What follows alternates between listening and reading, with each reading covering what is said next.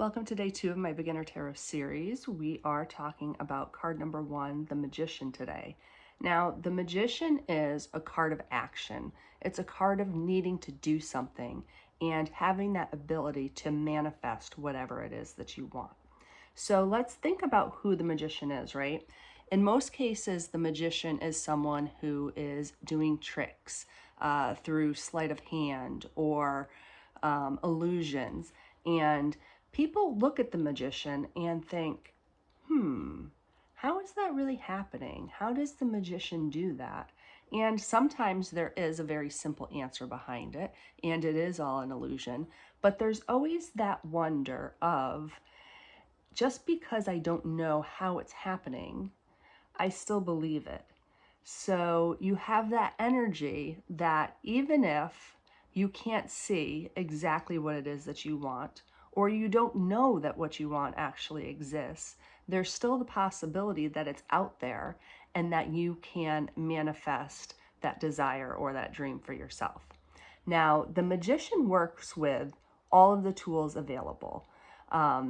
In this card, I really like this depiction of the Magician because we see this Magician juggling, and we have all of the suits of the tarot deck in here, if you will. We have the Pentacle, we have the Fire, which is the suit of Wands, you have a fish in a bowl, which is the suit of Cups, and you have a knife, which is representing the suit of Swords. So the Magician is working with all of those elements to channel this energy and make things happen. Looking at the traditional Rider-Waite version of this card, we see the Magician standing with that lightning rod pointed up towards the sky and the other hand pointed down towards the ground. So the Magician's taking that energy from the lightning and spreading it out down into the earth and channeling that energy to create the reality that the Magician wants. And it's more difficult to see in this version, but you can see the same usage of all of the elements here. You have the Pentacle, you have the Cup. It's hard to tell, but there's a sword on the table, and I can't even see all the images in this one. But the Magician's still working with all of those elements within the card. In this version of the Magician, I really like this one because you're seeing more in the format of a tree of life, where the Magician's taking that energy from the sky and sending it down into the earth. And the Magician's conjuring exactly what it is that they want right here in the middle, utilizing that energy. This one's kind of an interesting version of the card. I don't know that I feel this one as much as a true example of the Magician, but you have a mysterious female figure with red wings, and red in the Magician card symbolizes that action and that energy to be able to do something. You see a spider here and a spider on the neck here, which appear to be venomous spiders. I'm not quite clear on what the meaning would be behind those in the Magician card, but you are still seeing the Magician holding these two pillars and directing that energy back down into the earth. Now, in this version of the card, I really like this one too, because you're seeing that balance that the Magician holds, right? Kind of balancing on top of what appears to be a cliff. There's things hanging off of the wings to counteract that weight and hold that balance. And then you see the Magician with that energy flowing through him or her and making that reality there between their hands. You can see that energy working. This one's a little bit different also.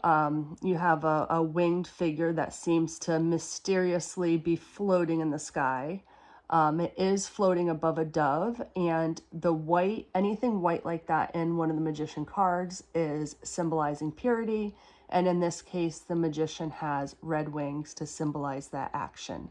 You can see the different elements in the card in this one with the cup, the wand, and then we have a necklace that looks like it contains both a pentacle and a sword around the neck of the floating figure here.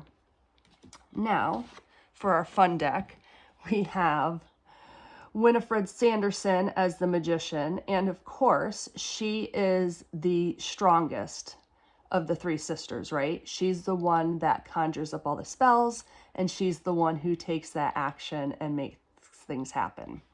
When we see the magician in a reversed position, this typically means that there is something that you're supposed to be doing and you're not taking that action. You're not utilizing that energy and manifesting what it is that you want. So if you're seeing it in reverse, you should really consider if there's something that you're supposed to be doing. It can also represent a person in a position of power that is abusing it. So that's more of a warning to be careful of that person. But if the magician's coming up for you in a reading, you really should be paying attention to what it is that you're supposed to be doing. What's supposed to manifest in your life? What is it that you want? Is there something out there that maybe you're not seeing? So you're thinking, oh, I really can't go for that. I can't push for that. But you should be taking all of that energy that's inside of you and sending it back out into the world to manifest those things that you want. And use all of the tools that you have at your disposal, right? We're using all of the elements to make those things happen. So hopefully that gives you a little more in-depth explanation of the magician today. And if the magician is your card, go ahead out there and keep doing it.